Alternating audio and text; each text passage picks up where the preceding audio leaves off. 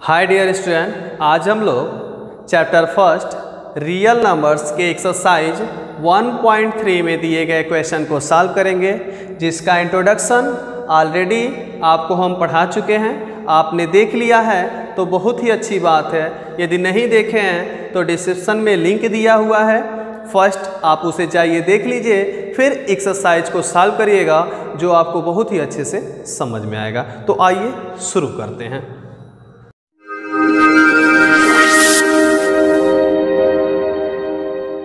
तो देखिए यहाँ पे क्वेश्चन फर्स्ट दिया है, prove that √3 is irrational number. तो यहाँ पर देखिए इसे कैसे हम प्रूव करेंगे, इसको हमने इंट्रोडक्शन में आपको बताया है। तो आइए फिर भी हम इसे एक बार रिवाइज करते हुए चलेंगे ताकि आपको अच्छे से समझ में आएगा। तो सबसे पहले इस टाइप के क्वेश्चन को हम क्या करते हैं कि लेट देन जो यहाँ पे दिया हुआ है उसका जस्ट अपोजिट यहाँ पे हम मान लेते हैं कि, तो यहाँ पे लिखेंगे लेट √3 इज रेशनल। यहाँ पे देखिए आपका दिया हुआ है कि ये क्या है, इरेशनल है, तो हम इसे मानेंगे क्या कि यह रेशनल नंबर है। तो सो आप जानते हैं कि कोई नंबर यदि रेशनल नंबर है तो उसे हम किस फॉर्म में लिखते हैं, P/Q के फॉर्म में लिखते हैं, जबकि Q वहाँ पे क्या नहीं होना चाहिए, 0 नहीं होना चाहिए। यहाँ पे हम P/Q को क्या लिखेंगे, सिंप्लीफाइड फॉर्म में है, सिंप्लीफाइड फॉर्म। तो देखिए सिंप्लीफाइड फॉर्म क्या होता है, मीन्स यदि किसी फ्रैक्शन को फिर उसके आगे डिवाइड न किया जा सके तो उसे सिंप्लीफाइड फॉर्म बोलते हैं। जैसे मान लो हम कह दें कि 10/50, तो इसे हमने डिवाइड कर दिया 10/1 10/50 मीन्स 1/5। अब 1/5 को और सिंपल फॉर्म में आप नहीं कर सकते हैं, तो ये जो फॉर्म है इसे सिंप्लीफाइड फॉर्म बोलते हैं। जैसे मान लो हमने लिख दिया 10/20 और मान लो इसे हमने 2 से डिवाइड किया, तो 2 5 एंड 2 10। तो अब क्या है, अभी ये और डिवाइड हो सकता है, तो यानी मीन्स ये 5/1 5/2, तो ये जो फॉर्म आया इसके आगे अब डिवाइड ये नहीं होगा, तो इसे सिंप्लीफाइड फॉर्म बोलते हैं। ठीक है, तो यहाँ पर P/Q में कोई भी कॉमन फैक्टर नहीं है, तो और यहाँ पर हम क्या लिखेंगे कि P and Q are coprime and that means HCF of P and Q equal to 1, means इनका HCF 1 होगा क्योंकि इनमें कोई भी अब कॉमन फैक्टर नहीं है। तो आप इसे यहाँ पे क्रॉस मल्टीपल करा दीजिए, तो क्या हो जाएगा, implies that √3Q equal to P। ठीक है, अब इस फॉर्म का हम स्क्वायर कर देते हैं, तो यहाँ पे हम लिख देंगे स्क्वायरिंग ऑन बोथ साइड। तो क्या होगा, √3 का स्क्वायर कितना होता है, 3Q² इक्वल टू P²। अब देखने से क्या लग रहा है कि P² जो है वो 3 से डिवाइड होता है, तो मीन्स 3 डिवाइड्स P², इसे हमने थ्योरम में बताया हुआ है। तो क्या होगा, 3 डिवाइड्स P। यदि P² 3 से डिवाइड होता है तो P भी क्या होगा, 3 से डिवाइड होता है। तो अब क्या मिला, इसका मतलब डिवाइड होने से हम कह सकते हैं कि इसका मतलब मिला कि ये वैल्यू क्या हो रही है आपकी, कि P/3 डिवाइड होके कोई नया वैल्यू आ जा रहा है। तो मान लो ये आ गया C, तो यहाँ पे हम कह दिए लेट्स से दैट कि P/3 इक्वल टू C। तो P की वैल्यू क्या आ गई, P की वैल्यू हो गई 3C। अब यहाँ पर क्या करते हैं, हम इसे मान लेते हैं कि ये इक्वेशन नंबर फर्स्ट है, तो यहाँ पर हम इसे इक्वेशन फर्स्ट में रख देते हैं। तो पुट इन इक्वेशन फर्स्ट, तो क्या मिलेगा आपको, √3Q इक्वल टू, यहाँ पे देखिए लिखा है P, तो P की जगह पे अब कितना हो जाएगा, 3C, तो ये हो गया 3C। अब पुनः इसका स्क्वायर कर दीजिए, तो पुनः हमने कर दिया स्क्वायरिंग ऑन बोथ साइड। तो क्या मिला, √3 का स्क्वायर हो गया 3Q का स्क्वायर इक्वल टू 3 का स्क्वायर 9C का स्क्वायर। ठीक है, अब इसे डिवाइड कर दीजिए, तो 3 3 का 9, ये बन गया आपका Q² इक्वल टू 3C²। अब यदि हम देखें तो Q² क्या कर रहा है, 3 से डिवाइड हो जा रहा है, तो इसे क्या लिखेंगे कि 3 डिवाइड्स Q², और थ्योरम के अकॉर्डिंग क्या हो रहा है कि 3 डिवाइड्स q, यदि q स्क्वायर 3 से डिवाइड होता है मीन्स q भी 3 से डिवाइड होता है। तो रिजल्ट क्या आ रहा है, मीन्स q को यदि हम 3 से डिवाइड कर रहे हैं तो कोई न्यू रिजल्ट हमें मिल जाएगा। मान लो रिजल्ट हो गया d, तो let's say that q/3 equal to d। तो q की वैल्यू क्या आ गई, 3d। अब यदि देखो तो हमने शुरू में कहा था कि p/q में कोई भी कॉमन फैक्टर नहीं है, तो p की वैल्यू है 3c एंड q की वैल्यू है 3d। तो यदि हम देखें तो 3c/3d यही तो p/q हो रहा है। तो यहाँ पे देखिए कॉमन 3 मिल गया कि नहीं मिल गया, जबकि ऐसा होना नहीं चाहिए। मीन्स हमने जो असम्पशन माना था वो क्या है, गलत है। तो हम क्या लिखेंगे, the contradiction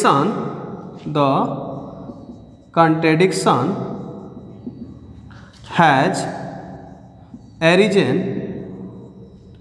due to our wrong assumption, ठीक है। दैट क्या हमने गलत माना था, यहाँ पे कल्पना कर ली थी कि √3 क्या है, रेशनल है, तो √3 is rational.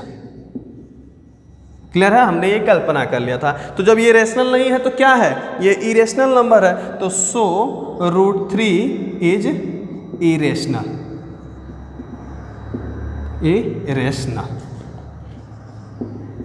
So pause the video and note it down. Question 2 देखते हैं। Prove that 3 + 2√5 is irrational. तो आपको सबसे पहले क्या करना रहता है कि आप मानेंगे लेट 3 + 2√5 इज रेशनल। रेशनल है, it means 3 + 2√5 is a form of p/q where q is not equal to 0, और ये क्या है, सिंप्लीफाइड फॉर्म है। क्लियर है, और p एंड q आर को प्राइम।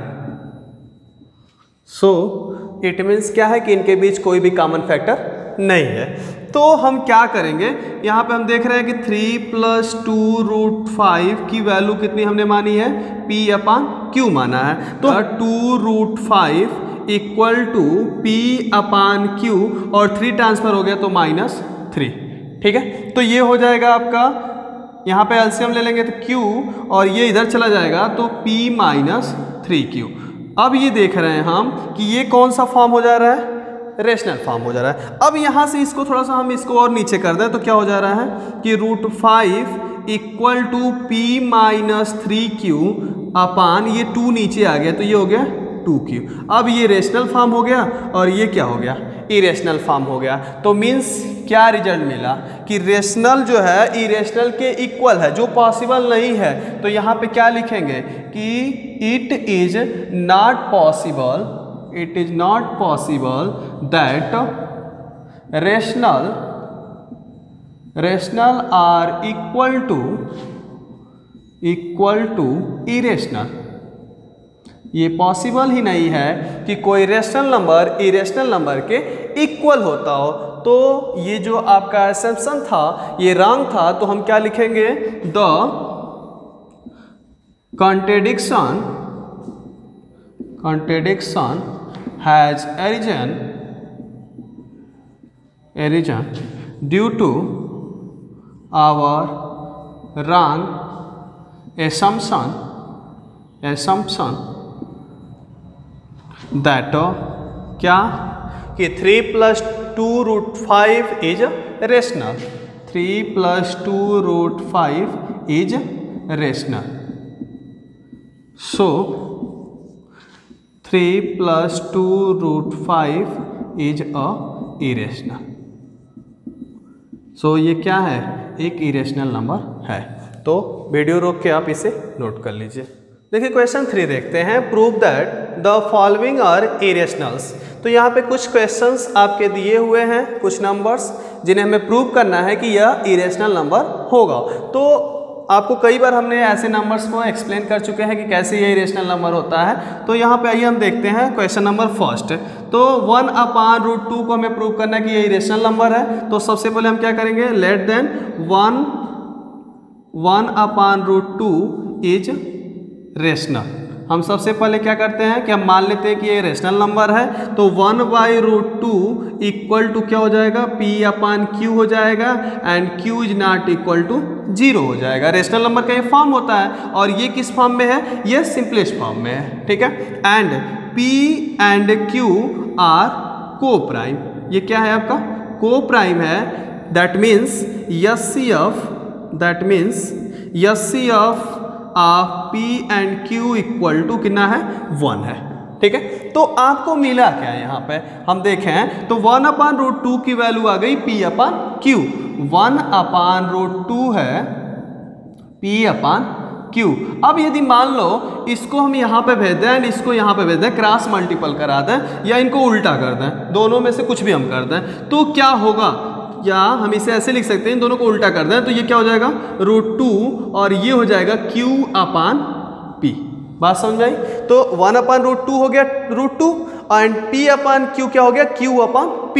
अब यदि चेक करिए तो ये है इरेशनल और ये है रेशनल, तो means irrational equal to rational, जो पॉसिबल नहीं है। Means rational can not be equal to irrational number.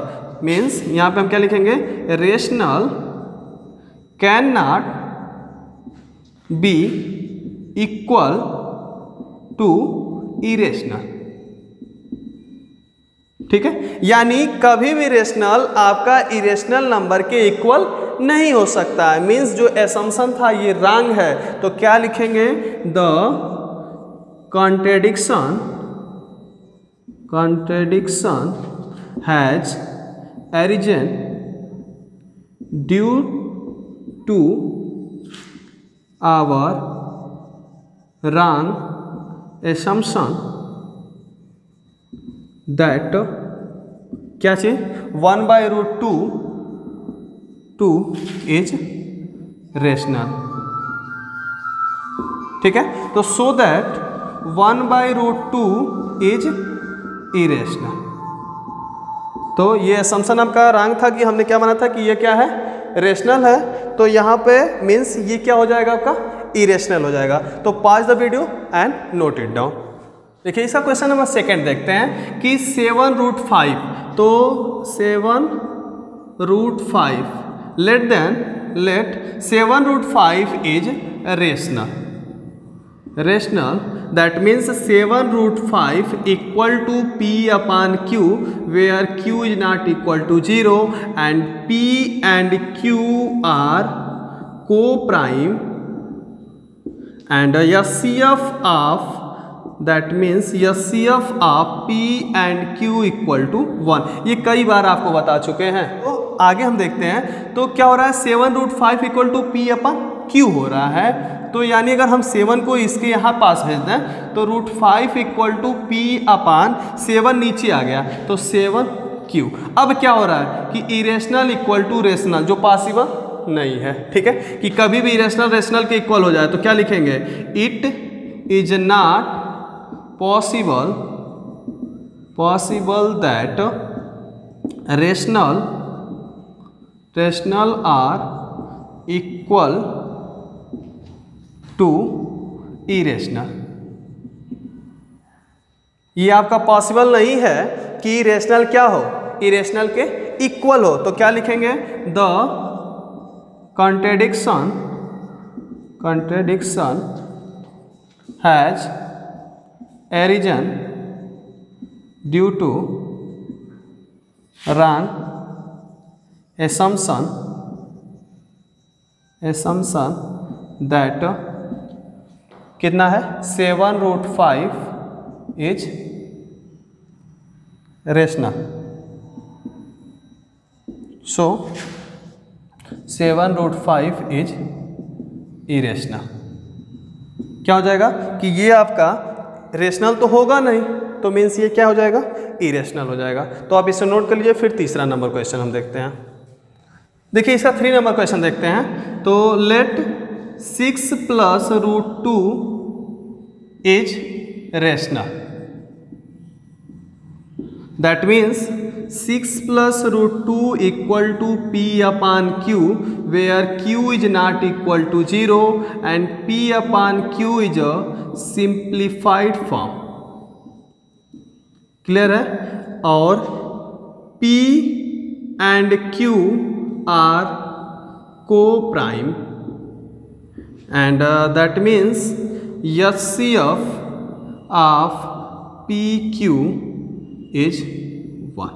ठीक है, तो यहाँ पर यदि हम देखें तो हम एक मिल क्या रहा है, तो ये मिल रहा है कि 6 + √2 क्या है, रेशनल है। तो यानी यहाँ पर मान लो 6 को हम उस साइड में ट्रांसफर करते हैं तो क्या हो रहा है, √2 = 6 उस साइड में ट्रांसफर हो गया तो P/Q - 6 मिल रहा है। ये नहीं मिल रहा आपको, तो हो क्या रहा है, √2 implies दैट √2 = ये Q LCM हो गया आपका, Q आपका नीचे LCM हो गया तो ये इसका मल्टीपल हो जाएगा, क्या हो जाएगा P - 6Q। अब यदि आप चेक करो तो ये क्या है, ये आपका रेशनल है और ये क्या है, इरेशनल है। तो क्या इरेशनल रेशनल के इक्वल हो सकता है, नहीं हो सकता। पीछे अभी आपको हमने इसमें भी बताया था, इसमें भी बताया था कि ये कभी पॉसिबल नहीं है कि रेशनल नंबर इरेशनल नंबर के इक्वल होता है। तो हम लिख सकते हैं कि rational can not be equal to irrational.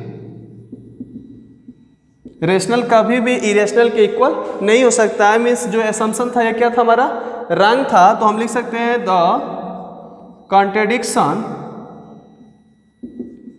Contradiction has arisen due to wrong assumption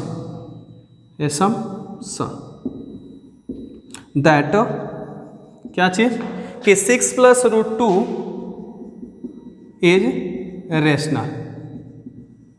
that means 6 + √2 is irrational. Result हमारा क्या है, यानी कि ये क्या हो जाएगा आपका इरेशनल। तो आपके जितने भी क्वेश्चन थे इस एक्सरसाइज में वो आपको हमने काफ़ी इजी तरीके से एक्सप्लेन कर दिया। तो आप watch the video and note it down.